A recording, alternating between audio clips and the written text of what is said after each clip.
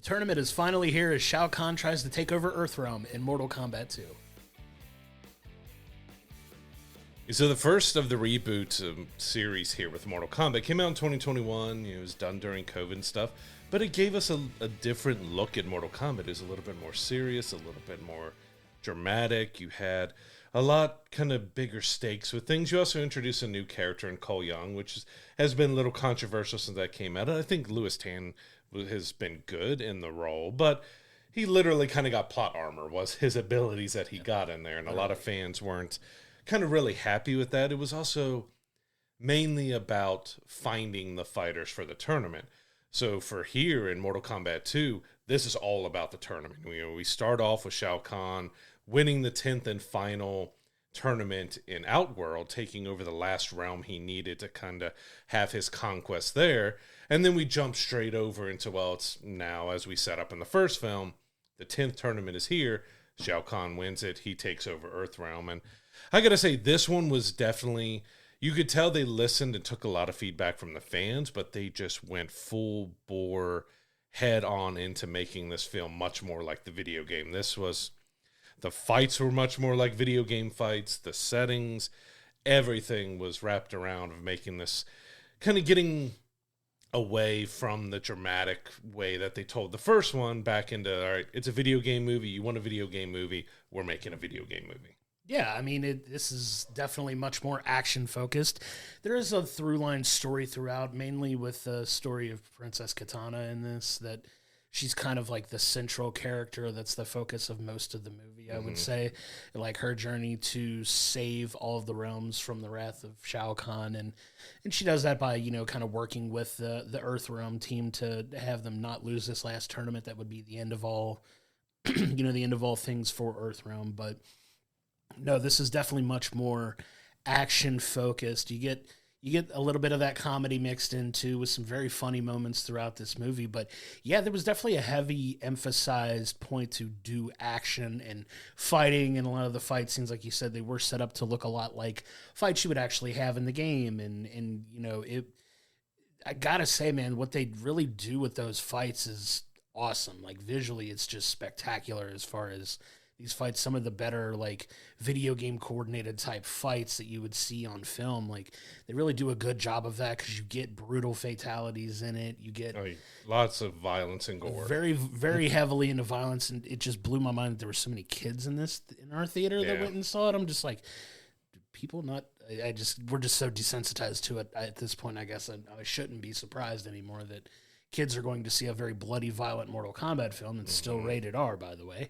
But, like, it was still so well done with the action that you almost forgive that it's not a very plot-heavy film. Yeah. Like, it's kind of intended to be about the Mortal Kombat tournament. Because when you think of Mortal Kombat, not everybody thinks about some of the really cool stories that have come out of Mortal Kombat, like some of the fun stories they've told and the lore building around all the characters that they do in a lot of these games. But if you're just a fan of the get in there and fight them up and do that, like, you're gonna have a good time at this. Like, I had a great time watching like all the fights and the scenes that I almost didn't care that there wasn't a super, super deep plot to move a ton along. There was a little bit of it in there, but I had a good time with it. Yeah, it was kind of very thin plot just to move along. That, as I said, we start off with Shao Kahn defeating Katana's father to win the last realm in Outworld. And you get to set up there, all right, so her mom is being kind of captured by Shao Kahn, as is Katana, because he's like, oh, you're my daughter now. And that he's taking over, and when you jump back, Katana's older, she's fighting for him, and you're kind of getting that story of just, is she really part of his minions, or is she actually trying to be a good person or not? And that's the basis of it. Everything else is just, all right, we need to win the tournament. Even got some video game stuff in there, which it was fun, but also a bit goofy, because to show how many fighters are left, there are floating torches in the sky that they go out whenever someone dies or is defeated in there, because they kind of make it clear in here that you don't have to kill to end a tournament, because if you're doing 5-on-5, that's a lot of characters you're killing off. And we do get several characters killed off in here. But if you've noticed from the trailers, Kano, Kung Lao is back in here. And so if you know anything about the lore of Mortal Kombat, which has changed and altered and different from game to game, Quan Chi is a main one who's used as a necromancer to bring back the dead. So he's using here, and I do have to say there is, as you mentioned, a ton more humor in this, and a lot of it at Quan Chi. Like Kano gets a ton of lines, Johnny Cage gets a ton of lines. You got Carl Urban, who was added to the cast as Johnny. But I loved the fact, because Quan Chi is always, to me, going to be a character that's hard to do in live action properly visually, because he's all white skinned and bald, and you know, how the eyes and everything looked, it's always going to look goofy and silly. I don't think there's a good way to do that character in live action. And they poke fun at that with Kano, making fun of his makeup and his eyeliner and everything else. Like, there's some really great, even more one-liners that are better with Kano in this film than was in the first one. Yeah. He gets a lot of good ribbing in there, and there's some really good, like, pop culture jokes and references to actors' other works that they do. So they really let, especially like Kano and Johnny Cage, just rib off of each other. But yeah, including Quan Chi, he was just basically that. Yeah, you need someone who can bring people back from the dead, but also set up the element of the movie that there's an amulet that they need to power up to make Shao Kahn immortal, so that he doesn't have to worry about ever losing another tournament again or anything. And so that's the basic of your plot. Shao Kahn's 10th tournament, he's trying to become immortal. Everyone else has to stop him. Yeah, it's the best way I could describe it is the equivalent of Thanos in the Avengers universe, in the MCU. Like, that amulet is basically the equivalent of the Infinity Stones. Like, you can gain immortality and kind of, you know, become unstoppable. And that's the you know, the best way I could parallel that to anything anybody else has seen. But the amulet of Shinnok is like the big item that everybody's fighting over, and there's some funny stuff around it as well, and some of the things. And you talk about pop culture references. A very funny Johnny Cage line is attached to that. But you get so many of these characters that, you know, if you're a fan of the games, you just love to see them in live action. Like, you get another appearance with, you know, Scorpion and Bihan, Sub-Zero. Like, you get a really cool fight in NetherRealm with that, because you get NetherRealm introduced in here too. Like, a lot of it takes place there, and it's leading to some very potentially exciting spin-offs in future movies, because it very much sets up for the fact that they're not done by the end of this film. Like, there's a lot contingent on how well this film does, if those actually get to move forward and see the light of day or not, but that's to be determined. But they leave it in a direction that's going in some potentially fun places that don't have to be combat focused. This felt very much like a film that was like, okay, if you love the games, we're going to give you the game in a movie, but then we're going to move on and explore some of the lore and do some more world building and some other things in future films. Like, this kind of felt like if you're a fan of the games and you want to see Mortal Kombat the game on screen, this is what you got. Like, this is where we're going to give it to you. And I think they succeeded in that. I really do, because as a fan of the games, I had a lot of fun watching this. Like, I know they're going to move on and do other things if they get to make more films, and I'm okay with this as like almost like a transitional film that was still like just kind of moving people a little bit forward in a direction and seeing where they're going to go now with, you know, now that NetherRealm's been introduced. You know, that's probably going to play a bigger role in the third film, and them trying to, you know, bring people back and do all that stuff that they're talking about doing. But yeah, like, as I just feel like I would describe this film as a transitional film. Like, this is moving along like a bridge to another movie, which is not always a great thing, but it's also not a bad thing for this type of story too. Like, you know, you have to have some of that brought into when you do a Mortal Kombat movie, and this gave us that in spades here as far as like the combat and the fighting goes. Yeah, this was definitely a fan service movie. They heard all the feedback and comments and everything that got done, so like, all right, we're just going to go full bore into the tournament, make it feel like a video game. And that I would have liked to see a little bit more balance of, because I did enjoy the dramatic, more serious. Sure, there was still humor and other stuff in there, but they tried to take a more serious take of how would Mortal Kombat really exist in the real world. And this goes a little bit more almost cartoonish in a way. Like, sure, we're jumping to the video game. We're making a video game movie now. We're not trying to make Mortal Kombat into something realistic and serious anymore. We're going to take that. So hopefully even the third film, maybe we get a balance of that. Sure. But it does also, with that kind of tonal shift of going much more kind of cartoonish and humorous and doing tournament, they do kind of throw out a good bit of what they kind of did in the first film. Like there's not a whole lot of extra setup to a lot of things other than getting Johnny in there, which I did appreciate them tongue-in-cheek poking fun at action movies and everything with Johnny's movies, and clearly seeing the stunt double when he's in there and everything else of, that clip of his film, and seeing how as aging action actors at cons and everything else, it's got a lot of commentary and tongue-in-cheek at action movies and Hollywood and video games and everything like that. Yeah. So I enjoyed it. Like I said, it is a shift from the first one if you're expecting and like the more serious tones. This one's got a few serious moments, but they do move on from things very quickly.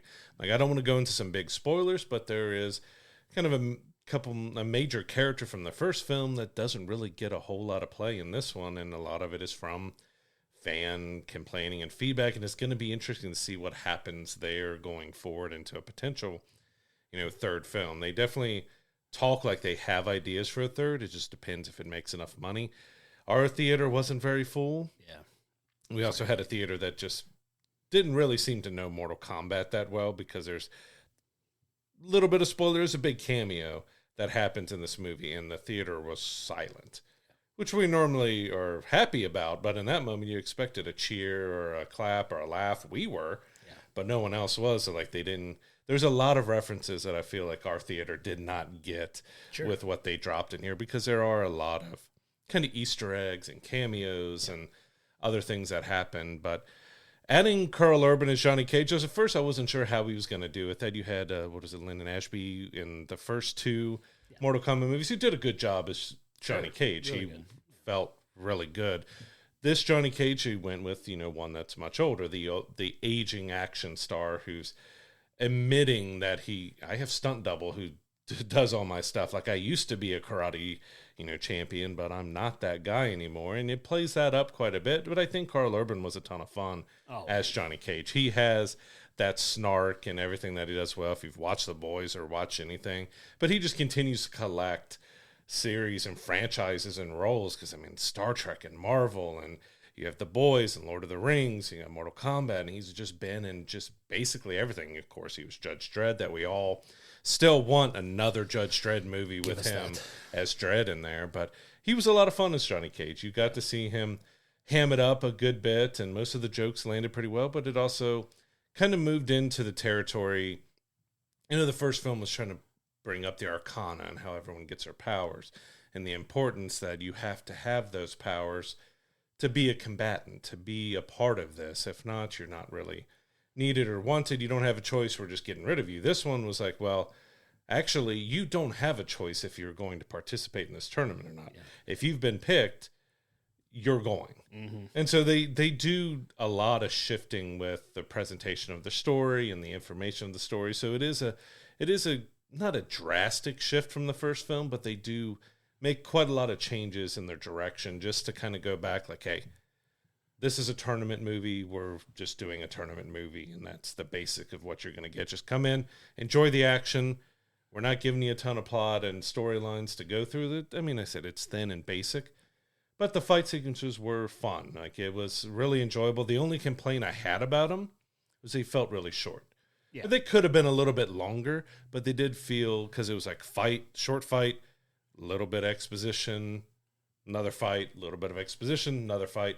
But those fights, other than a couple, because you get the scorpion fight that goes on for a little bit there, but a lot of the tournament fights it felt 2 minutes, 3 minutes in length.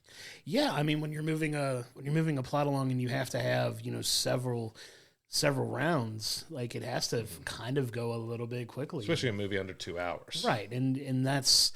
And it felt like a very hectically paced movie in that regard. Like, it gives you a little bit of time to breathe with that exposition like you're talking about, but it moves, man. It moves. I gotta say, I give it a lot of high credit for entertainment value for it, though, because it was highly entertaining. Like, it wasn't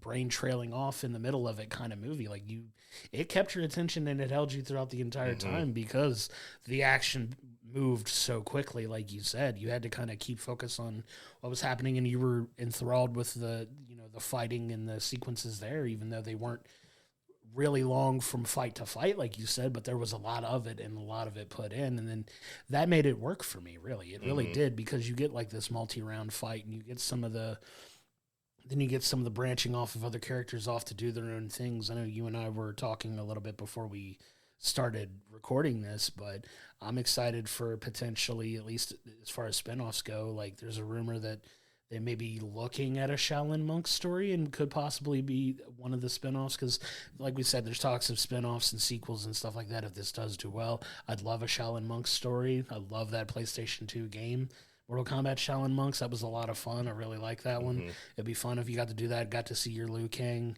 Kung Lao film. Liu Kang definitely felt like took a little bit of a step back in this one too. Like, you see how important he is. Yeah. Kind of the chosen one stuff or whatever. Like, he's he's called Earth's greatest champion still, but he very much felt like a little bit of a step back. You get a lot more Sonya Blade in this one. Like, she seems like to be one of the more main characters that was a focus in this one, at least from the Earthrealm side, along with Johnny Cage. He gets a decent amount of time too. But you definitely get Katana and Johnny Cage are probably your two leading forces of the film. With, for sure. As you said, with Sonya bringing up probably the second for Earthrealm, and Shao Kahn kind of being your second for the Outworld realm. Like I do say, but I'll let you go back to it, they did Shao Kahn right finally. Like, fantastic. They didn't have a high bar when it comes to Mortal Kombat sequels to beat Annihilation, because we all know just how the American Gladiator balls through the Earth's core to move around, and how they did the animalities and everything else. Like, it was just really bad. That Annihilation, an example of a video game movie trying to be too much of a video game and then just failing in almost every aspect.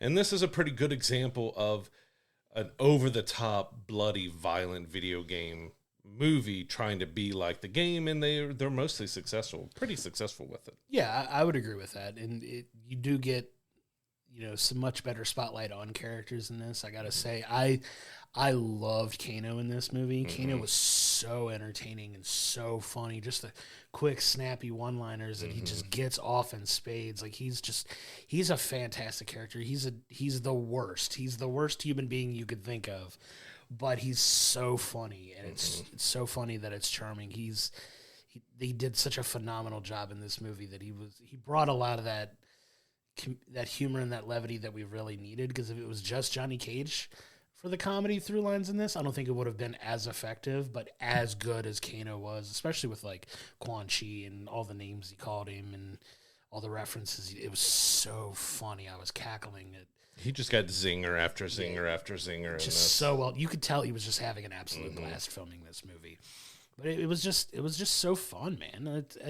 The fun factor in this is very, very high, that you're willing. It's entertaining enough that you forgive some of its trespasses, right? Like, if we're talking just straight through movie, like we do with some of these others, as like just a plot heavy film, or we're expecting this deep personal, you're not getting that in this movie. But I almost didn't care as much as I would through another movie. And it's kind of interesting, because we do get a little more hypercritical about some films because of it, but I was almost more willing to forgive it here, because the rest of it was so entertaining that you almost forgive that it's not like the deepest or most intricate plot. But I think for the through line of the story they were telling, they did a good job with what they were doing. Like, I got to give it credit for the entertainment factor. Like, I was almost just so enthralled with the action that I didn't care. Like, that the plot was which is a sign of a good movie, in my opinion. Is it the best movie I've ever seen? Absolutely not, but it was fun as hell, and I had a great time. Yeah, that's the thing. Like, there's movies, and some that we've reviewed recently, that you look at, well, I was expecting more of the plot and the story, because that's kind of what the mainstay of the first one was, and it didn't give as much that I wanted. But in this one, it was like that. Like, I was like, you know what? They left and changed a lot of what they did in the first one, and I like the darker, serious tone. But they entertained me so much with fun and action and humor and everything else that after a while, I was like, you know what? I'm still a little irked by what they did with this or that. Sure. That some of the CGI was a little rough at times, and the fights were a little bit shorter. But in the end, of a brisk hour and 56-minute running time. It's like, you know what? I had a pretty good time. Like, this was just over the top action popcorn flick of just turn your mind off and watch the violent gore fighting action of a video game. Like, as I've said multiple times here, this was bringing it back to feeling like a video game brought to life, because you got camera pans that felt like you get the fighters coming up and they're kind of doing the little like waiting animation and stuff, and it pans out and you get to see the level, and you get several shots of some fights, especially one in the acid pits, a famous, a level from Mortal Kombat 2, that you get that kind of panned out, that where you're ready to see fight and like everyone go at it in there. And it was very much video game presentation. Like, everything was to feel like you were watching a video game, and it succeeded in that for the most part. Like, the pit could have been a little bit better, just because they, not to do too much spoiler, most of it in the games, you're fighting above it, down into it. This just kind of started you at the bottom and stayed there. But like the acid level and a few others, you got a lot of classic fighting areas from the game to watch and stuff. And I still think probably the two biggest fights in here, and the biggest highlights, is the Kung Lao and Liu Kang fight. So good. And the Scorpion and Noob Saibot fight. Is like, both of those are probably the two longest and also just kind of biggest fights overall. I do agree they cut back Liu Kang quite a bit and left you questioning a little bit exactly what direction they were going with him. Because if you know the games, there's been some back and forth on I think it was Mortal Kombat 1 here that they just redid, making him into the god of everything. I don't know if they're going in that direction or exactly where they're leaving, because it left it in a kind of a precarious spot with him. You weren't exactly sure what they were doing. And yeah, like, some characters definitely got a step back from the first film. Like I said, you got plenty of deaths in here, and I'm curious how they use Quan Chi to do a third film, because there's going to be some tough resurrections that happen. Again, not trying to get into some big spoilers, but there's going to be some tough resurrections that happen if they do that. Others, a little bit easier to do. But, Quan Chi is just going to be a plot point. There's not a whole lot to do with that character other than make fun of his looks and have him bring characters back from the dead. Yeah, and that's kind of the purpose that he's going to serve. I will kind of like counterpoint your tough resurrection comment by just alluding to the fact that just because your physical body leaves the realm, your spirit moves to the another realm. Like, and I get what you're saying from a practicality. It's in the way they did the resurrections in the movie. So we saw all physical resurrections. Sure. Didn't really see the Is it going to move into a more spiritual possible resurrection? I get what you're saying, because physically there's literal no chance that at least one character is going to make a return. There's a little speck on the wall. Like, you got a little drop of his DNA. Can you resurrect him from that? Like, who knows? But I get your point, but I can kind of see the counterpoint to that as well. But yeah, man, I really do think they found a good balance here. It does lean a little bit more into the comedy portion of it and takes a little bit, like, dials definitely back on a lot of the seriousness of it, but there's still seriousness in this film too that, they do a fine enough job with, and you kind of wish they would explore that a little bit more. Maybe it did lean a little too heavier into the comedy, but it worked. It worked for the style of film that they were doing. I have a feeling if they do the NetherRealm film where they're on the quest to bring people back, that could be the possibility of them diving into a little bit more of the serious aspect of the story too, when you're not dealing as much as a cartoonish tournament type deal, where you can get more into some more practical NetherRealm world fights. And I'm really curious to see what kind of characters they do decide to introduce when they move forward, because they do kind of move a few characters in, because now you got Jade, and you got Katana, and you've got Johnny Cage now. Like, who are Baraka? You got Baraka, who just I want a Baraka like film on his own. I want him to have his own. That whole sequence was just had me laughing, because he felt very Drax coded in that, and it was so fun. Like, just having him, another MCU equivalent there for folks. But I want to see what other characters they can, because there's a lot of people they can. Like, they made the allusion to the the Amulet of Sinnoh is not going to be a character when we get to the Nether Realm here, which is a very strong possibility that they could.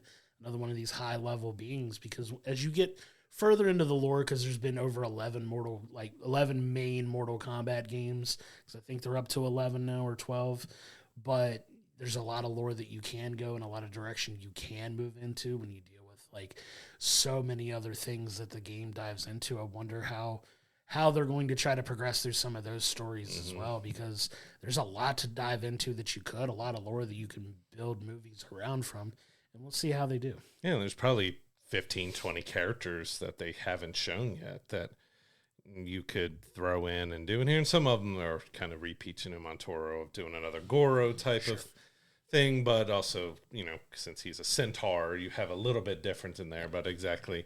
I don't know if they want to go in that route, because I know Goro in the first one was all CGI, and I think he looked good, but trying to do a centaur that looks right in a fighting movie is going to be really tough to do.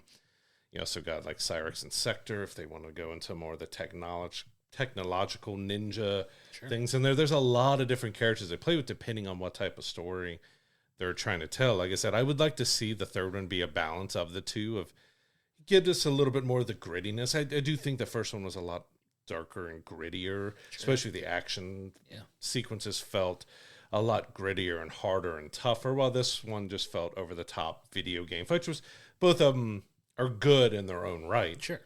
I would like to see a mix of that humor and the video game aspects with bringing back some more of that grittiness and darkness from the first film for a well balance. And probably my biggest request for a third film, give us Shang Tsung, give us Raiden in a fight sequence. They've just kind of been those plot point guys so far. Like, they really haven't done a whole lot other than, you know, Raiden's leading the way for the Earth Realm of getting all the fighters ready and stuff, but he's just kind of standing off to the back. You don't really get his fight sequences, which he's a character I enjoyed playing in the games and seeing.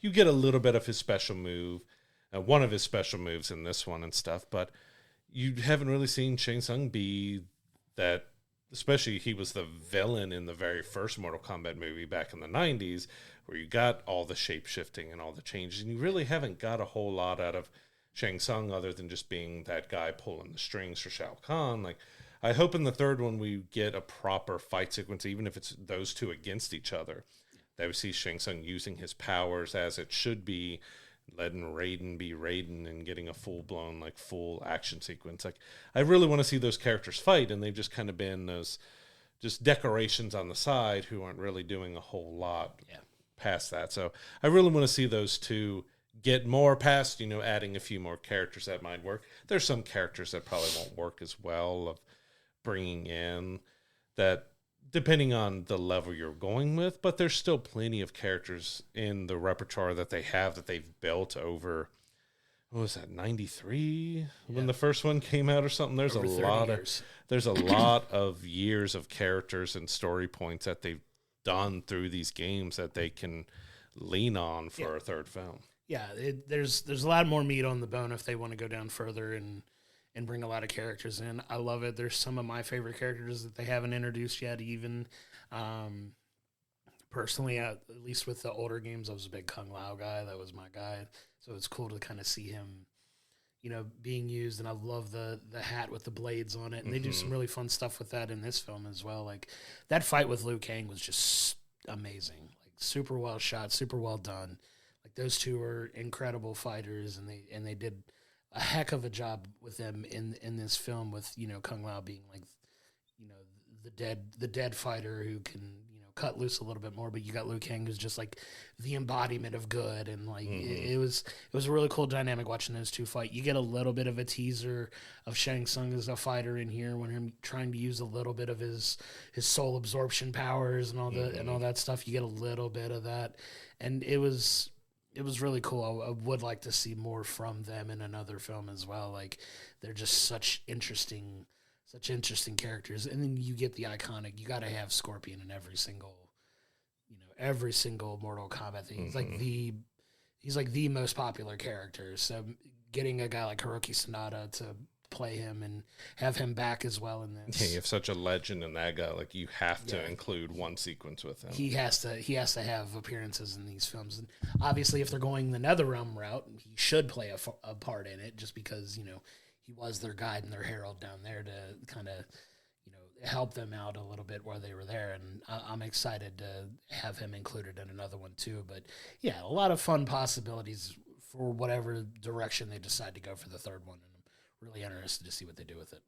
Yes, you even have like Sub-Zero being a good character, and something you have that difference of moving on to a different version of Sub-Zero if you wanted to do something like that, since you did a little bit different with Bihan, which of course, from the games, that's a direction with Bihan in there. But you've got a lot of good actors like Sonata and so many others in here who, his time in the movie, they said, was limited because he's filming other things and doing other things at the time. So, I don't know if maybe I guess he wouldn't have been doing Shogun at the same time that they did this. So he just said his availability was a little bit more limited, but you still got some great sequences out of him because he was a major part and a great part of the first film, because that Sub-Zero versus Scorpion fight was probably the best fight out of the first film in there. But yeah, I think overall they were successful with what they were trying to do in here. It was taking the fan feedback, whether some for the worse, some for the better, of making this feel like the Mortal Kombat video games. It's a fan service film about making it feel like you're watching a Mortal Kombat tournament happen. Like, it felt very much like watching a video game brought to life, and they were successful in that. Yeah, some of the fight sequences were a little short. You had some CGI and some story problems because, as I said, they do kind of go away and forget about some things they set up in the first film, even including some characters in there. But I think overall they're successful of giving you a popcorn action flick that, if you're a fan of the Mortal Kombat series and some of the lore and aspects of the Necromancer and that kind of aspect and God aspect of the Mortal Kombat games, you're going to find plenty to enjoy in this. Like, it's a lot of fun to have. It's a brisk, really quick moving film that doesn't have the deepest plot, but there's a lot of fun to be had with the action sequences and the humor, especially like Kano is a lot of fun, a lot of one-liners. Johnny Cage is a lot of fun in this.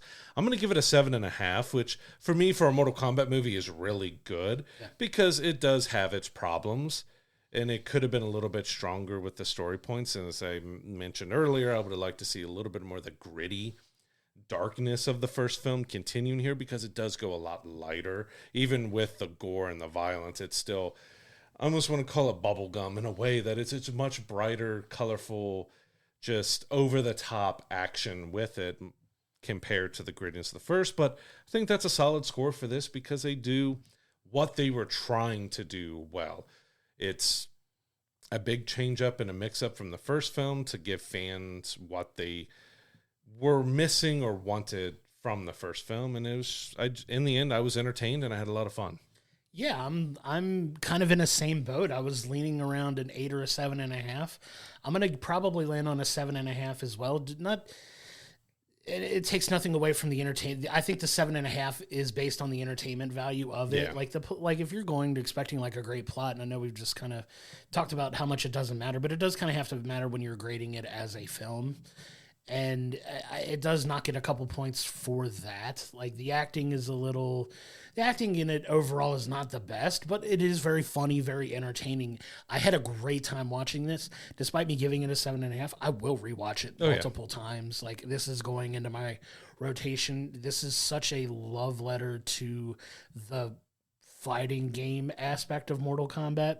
And what Mortal Kombat is so fascinating with is they do have some really interesting lore and some fun stories that you get to if you've played all of the games throughout the years. Because there's some really, really fun stuff that they go into lore and story wise that kind of help tie it back to a fighting game at the end of the day. And I really feel like they did such a great job of giving us that fighting game feel on the big screen that it scores bonus points for me in that aspect. That it's kind of, it makes it a little hard to grade as a movie because the plot is just so second to all of the action the comedy, the humor, the one-liners. Like the plot is so secondary in this that everything else that's done well really elevates it, in my opinion. And that's what makes it a little hard to give it an overall grade. I think a 7.5 is more than fair. It's more than fair for this because the action is so good, and the comedy is really, really funny. Like I genuinely think this is a very funny movie. Like if you're a fan of like snappy one-liners, like you're gonna have a great time. You're gonna have a great time watching this. Like it was a ton of fun. I loved it. I will watch it multiple times. I'm really excited to get it on streaming to watch it again. Like it's a really good time, but it's just, it even sounded really good in the theaters. Like the sound was done really well. Like I want to give it some love for that. And as I'm thinking about it, I might bump it up to an 8 just because of that too, because you get the impact of the fights. Like you could feel it in the theater. Like the sound was done a little well, that I might actually bump it up another half point because of that. And I think this might be the first time I've changed my grade mid giving it, but I think I'm going to land on that because what little they give you plot wise more than makes up for it and everything else. And I loved it that much that I think I'm going to bump it up to that. You also got the classic Mortal Kombat techno theme song interlaid throughout. I mean, you got it at the end credits more, but you got, if you paid attention, you could hear it kind of being little things being done throughout there. But yeah, I think this one is purely based with that score is based on the entertainment value of how much fun and enjoyment I got out of it. It's violent, it's gory, it's bloody. It has its shortfalls with the CGI and a few other things, but like he said, they changed things up quite a bit from the first film to give fans that, hey, you wanted a Mortal Kombat movie that feels like a tournament, like you're watching the game happen right in front of you, and that's exactly what it is. It feels like you're watching the game come to life right in front of you, and in that, they were very successful, and that's what I'm basing my grade off, because, yeah, that plot was... It was okay. You got minimal setup to everything. You've got main character changes from what you did in the first one, kind of, like I said, almost ignoring. But it entertained. I had fun. I laughed a lot. I enjoyed the action sequences, even though I wanted them a little bit longer, just because I was having so much fun with them. Yeah. That you wanted that to be extended just a little bit. Like, even if you had to cut back on some of the little bit of exposition you did in between, give us a little bit more action. But like I said, it was action, little bit of story, action, little bit of story, action, little bit of story. It didn't leave you waiting or wanting for long for that next action sequence to start. Yeah, for sure. And the pacing of that was done as well as it could, given what exposition they decided to give you. I think it was paced perfectly fine. Mm-hmm. I didn't find myself wandering off. I didn't find my brain floating out and thinking of other things while I was watching it, which does tend to happen in some films, but like this one kept my interest. It was a ton of fun, and I think our grades are reflective of that. This is one definitely worth going and checking out in the theaters. If you want to see them make more of these, you got to go support it. I'm curious to see what the box office looks like for this, because we're getting to that point in the box office season where you're getting ready to get some of those bigger tentpole franchise films that are getting ready to come out. So this was a big gamble, and we didn't even spend any time talking about the fact that this movie was originally slated to come out last October, and they gambled on how well they thought of this film to push it into late spring, right before Memorial Day kind of release date, because they were that confident in the movie. And we'll see if that gamble paid off for them. Would it have done better had it came out back in October when there was a little bit more of a cinematic lull as far as like big franchises go? They bet big on themselves, and we'll see if that financially pays off for them, because that was an element we never even discussed when talking about the film. But from a pure business perspective, it's a huge risk. Yeah, because everyone talked about, okay, are you delaying it because you feel that it should have a bigger box office that May would give you? Are you delaying it because you don't feel that confident about how the film is and you're going to make changes or anything else? I don't know if they went back and did any reshoots or anything else, but we do know last October was historically one of the kind of worst box offices around in the last like 10 years, I believe. So it's like maybe that would have been good, but was that also a missed opportunity if you released this with a confidence of it doing well? Could it have actually shaped that October up to be better? Or because right now it's trending about a $45 million domestic opening, which isn't terrible for it, but it's going to be really interesting to see if it has any legs, because you have the Mandalorian and Grogu, and then you move into just, well, I guess Odyssey would be probably more after its run would be over. Sure. So Yeah. it wouldn't really have too much conflict in there, but we're kind of kicking off. You've got Devil Wears Prada 2, which has been doing gangbusters at theaters. Incredibly well. There's talk that Devil Wears Prada 2, which you do have two quite vastly different demographics for those, that it could possibly beat Mortal Kombat 2 this weekend. So I'm wondering if this could be one that's word of mouth, because critics have been pretty harsh on it, because most big critics have what they're kind of looking at. All right, how's the dialogue? How's the story? How's this? How's that? And if it doesn't meet a lot of that criteria, it's going to